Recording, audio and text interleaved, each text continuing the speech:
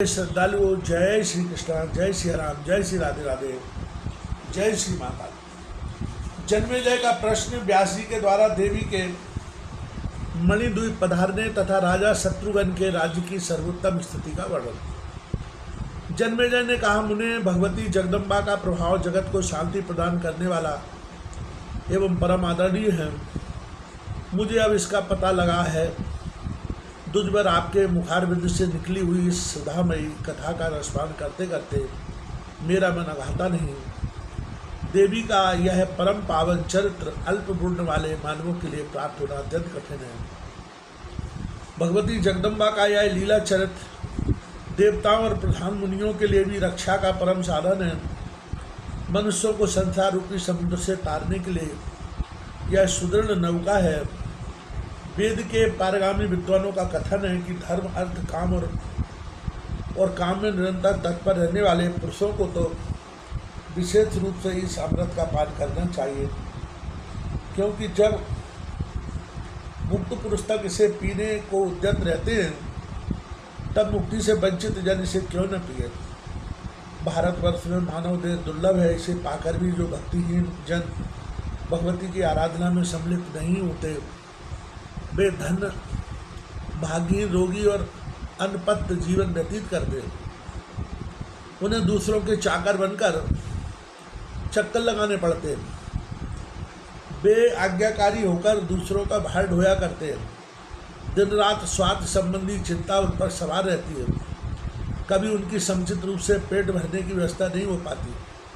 भूमंडल पर जो अंधे, बहरे, लूले, लंगड़े और कोढ़ी होकर दुख भोग रहे हैं, उनके विषय में कवियों को यही अनुमान करना चाहिए कि उन्होंने भवानी की निरंतर उपासना नहीं की है।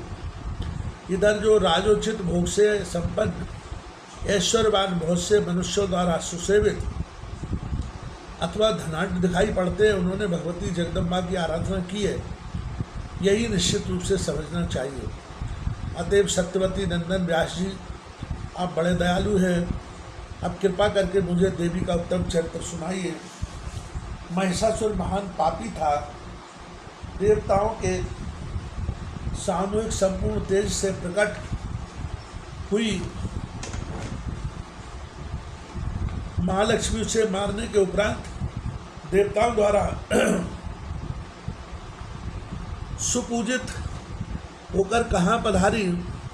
महाभाग, अभी आप कह चुके हैं, भगवती भुवनेश्वरी अंतर ध्यान हो गई, तो फिर स्वर्गलोक अथवा मृत्यलोक कहाँ उनका निवास हुआ। उन्होंने वहीं अपने दिव्य शरीर का संवरण कर लिया था, या वे बैकुंठ में विराजने लगी अथवा जाकर सुमेर गिरि को सुशोभित किया, मुझे बताने की कृपा कीजिए। व्यास जी बोले, राजन, मैं इसके पूर्व तुमसे कह चुका हूँ कि बड़ीद्वीप एक रमणीय धाम है। वहाँ देवी जी बड़ा सदा क्रीड़ा किया करती हैं। वह स्थान उनके लिए बहुत प्रिय बतलाया गया है। यह वह स्थान है जहाँ पहुँचने पर ब्रह्मा, विष्णु और शंकर को स्त्री हो जाना पड़ा था और पुनः पुरुषत्व पाकर वे अपने कार्य में संलग्न हुए। वह परम मनोहर द्वीप अमृतमय समुद्र के मध्य भाग में विराजमान है। भगवती जगदम्बा भांति भांति के रूप धारण करके वहाँ सदा लीला करती हैं। देवताओं द्वारा स्तुत और सुपूजित होने के कारण कल्याणमयी देवी वहीं पधार गई।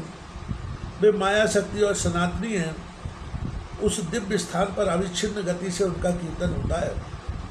संपन्न चराचर जगत की अधिष्ठात्री देवी पधार गई। यह देखकर देवताओं ने एक सूर्यवंशी महाबाहु नरेश को भूमंडल का अध्यक्ष बना दिया। शत्रुघ्न नाम से विख्यात वह नरेश संपूर्ण शुभ लक्षणों से संपन्न था। महिषासुर की उत्तम राजगद्दी उसे प्राप्त हुई। वह अयोध्या में रहकर राज्य करने लगा। इंद्र प्रवृत्ति संपूर्ण देवता शत्रुघ्न को राज्य का अधिकारी बनाकर अपने अपने वाहनों पर सवार हो अपने अपने स्थान के लिए प्रस्थित हो गए। राजन, उन देवताओं के चले जाने पर भी जगत में धर्मराज स्थापित हो गया। राजा सुख से समय व्यतीत करने लगे। मेघ उचित समय पर जल बरसाते थे। पृथ्वी पर उत्तम धान उपजाते थे। वृक्ष फलों और फूलों से लदे रहते थे। सभी ऋतुएं सुखदायिनी थीं। घड़े के समान थन वाली दुधारू गऊ ने मनुष्यों को इच्छानुसार दूध दिया करती थी। स्वच्छ एवं शीतल जल वाली नदियों का प्रवाह सुगमता पूर्वक बहता था। उनके वेग से तट छिन्न भिन्न नहीं हो जा पाते थे। किनारे पर पक्षियों का समाज शोभा बढ़ाता रहता था। ब्राह्मण वेद तत्व के जानकार तथा यज्ञशील थे। क्षत्रियों में धार्मिक भावना जागृत थी। वे दान और अध्ययन में तत्पर रहते थे। शस्त्र विद्या में उनकी विशेष अभिरुचि थी। वे प्रजा की रक्षा में कभी असावधान नहीं होते थे। समस्त राजाओं द्वारा न्यायपूर्वक शासन होता था। किसी में विशेष तृष्णा नहीं थी। संपूर्ण प्राणी परस्पर मेल मिलाप रखते थे। धन बांटने वालों का एक समाज विद्यमान था। गोठ में झुंड की झुंड गंग में रहती थी। नृपवर उस समय धरातल पर ब्राह्मण, क्षत्रिय, वैश्य, शूद्र ये सबके सब देवी के परम उपासक थे। यत्र तत्र भी यज्ञ स्तंभ और मनोहर मंडप दृष्टिगोचर होते थे। ब्राह्मणों और क्षत्रियों द्वारा संपन्न हुए यज्ञों से पृथ्वी का प्रत्येक भाग सुशोभित था। स्त्रियां सुशील, पतिव्रता और सत्यभाषिणी थी। पुत्र पिता में श्रद्धा रखने वाले तथा धर्मशील होते थे। भूमंडल में कहीं भी पाखंड और अधर्म का नाम तक नहीं रह गया था। उस समय वेदवाद और शास्त्रवाद के सिवा दूसरे कोई बात विचलित नहीं थे। किन्हीं में विवाद नहीं छिड़ता था। सभी धनी और सुंदर विचार वाले थे। प्राणियों में सर्वत्र सुख का साम्राज्य था। किसी की अकाल मृत्यु नहीं होती थी। सुहृदों में अटूट स्नेह का संबंध बना रहता था। कभी किसी पर विपत्ति नहीं आती थी, न कभी अवर्षण होता था और न अकाली पड़ता था। दुखदायिनी महामारी मनुष्यों के सामने फटकने ही नहीं पाती थी। ना कोई रोगी था, न किसी का दूसरे के प्रति दाय था और न परस्पर विरोधी था।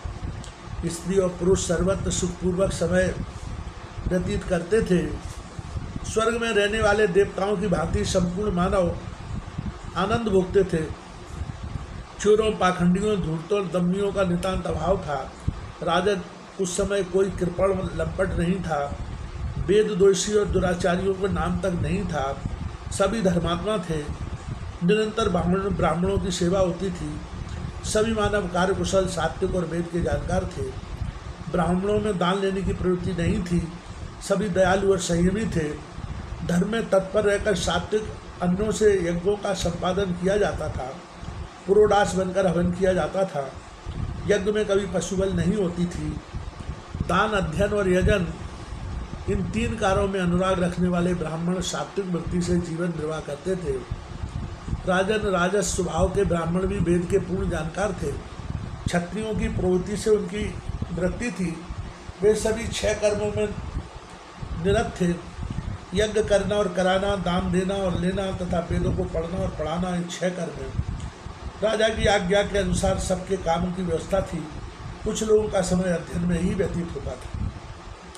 महिषासुर के कारण उनके कार्यों में जो बाधा आ गई थी वह उसके मर जाने पर दूर हो गई। सबके हृदय की व्यथा शांत हो गई। वे वेद पढ़ने में संलग्न हो गए। उनके व्रत, नियम और दान में, धर्म में कोई बाधा नहीं रही। क्षत्रियगण प्रजा पालन और वैश्यगण व्यापार में लग गए।